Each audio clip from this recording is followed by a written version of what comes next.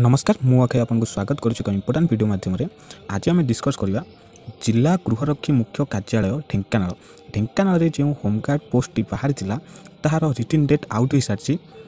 प्रार्थी मैंने 13/6/2025 तारीख सका 6टा सुधा रिजर्व ओडिशा पुलिस कार्यालय खमरासाही ढेंकानाल रिपोर्टिंग करने को पड़ो सका 6टा पर प्रवेश अनुमति दिज्व ना लिखित परीक्षार टाइम ड्यूरेशन रोचे 45 मिनिट एवं प्रार्थी मैंने निम्नलिखित जिनसगुड़ी सांगरे नहीं जाइए लेखापट्टी एवं आवश्यक लेखा सामग्री एवं सांप्रतिक पासपोर्ट साइज फोटो 2टी एवं आधार कार्डर जेरक्स आप डॉक्यूमेंट 13 तारिख दिन रिजर्व पुलिस कार्यालय खमरासाही रे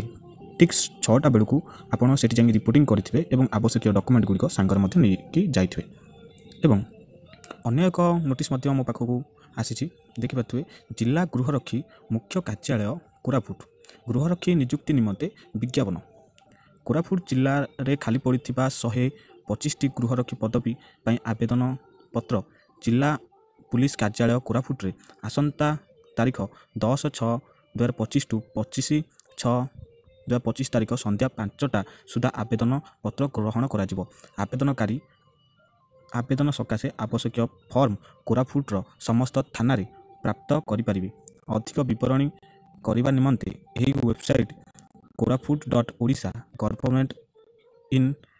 रे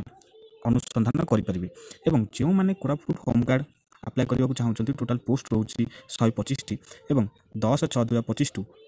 25/6/2025 पर्यंत 5टा समय मध्य आप कोरापुट होमगार्ड को आउ थे अप्लाई करेंगे यही छोट इनफर्मेशन आप सहित शेयर करने को चाहूँगी।